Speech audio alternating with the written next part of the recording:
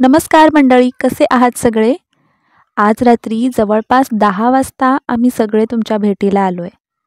तुम्हाला आठवतं मागे एका व्हिडिओमध्ये मी म्हणाले होते की आमच्या वाडीचं पालखी नृत्य सादरीकरणाचं एक पथक आहे. त्याच पथकाचा सराव बघायला मी आणि राही यावर्षी पहिल्यांदाच आलोय. म्हटलं तुम्हाला सुद्धा त्या पथकाचा सराव दाखवावा. आमच्या वाडीतली मोठी मुलं पालखी नृत्याचं सादरीकरण आणि ढोल ताशाचं वादन अगदी अप्रतिम करतात आणि त्याचंच अनुकरण आता वाडीतली ही लहान मुलं सुद्धा करू लागलेत.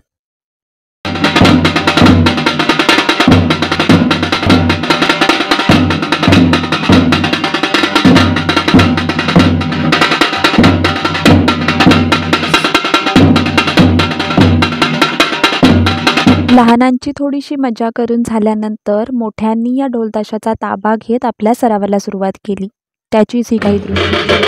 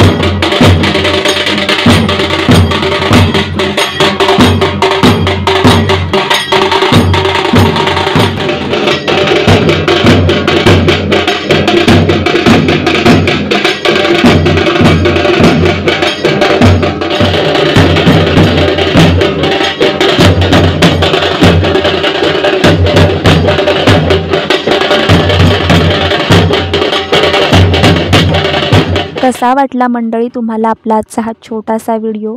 मंडळी, आज या व्हिडिओमधून एक गोष्ट मला खूप आनंदाने, कौतुकाने आणि अभिमानाने नमूद करावीशी वाटते. ती म्हणजे या व्हिडिओमध्ये आपला वेदू, मुन्ना, रुद्र, प्रसन्न, साहिल, अर्णव आणि छोटासा प्रिन्स वगळता बाकी सगळी ही मोठी मंडळी आहेत जी दिवसभर मोलमजुरी करून आपल्या कुटुंबाचं पोट भरतात आणि रात्री न दमता न थकता इथे येऊन पालखी नृत्य पथकाचा सराव करतात.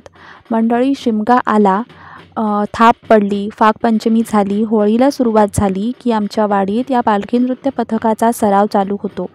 दिवसभर राबूनही शरीर थकतं, पण शेवटी माणूस कुठला आहे? कोकणी माणूस आहे ना. कोकणी माणसाचं मन शिमग्यात कधीच थकत नाही.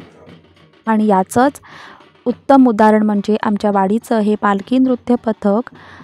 मंडळी, आमच्या श्री नवलाई देवी पालखी नृत्य पथकाचा एक दिमागदार आणि नेत्रदीपक सोहळा लवकरच आमच्या वाडीत पार पडणार आहे. या सोहळ्याचा संपूर्ण व्हिडिओ आपल्या मी विशाखा या यूट्यूब चॅनलवर पाहायला तुम्हाला आवडेल का? हे या व्हिडिओच्या कमेंट बॉक्समध्ये कमेंट करून मला नक्की कळवा. आपण त्या सोहळ्याचा एक मोठा व्हिडिओ आपल्या मी विशाखा या यूट्यूब चॅनलवर नक्की अपलोड करू. तोपर्यंत इथेच थांबते, रजा घेते तुमची. काळजी घ्या स्वतःची. श्री स्वामी समर्थ. अवधूत चिंतन. श्री गुरुदेव दत्त.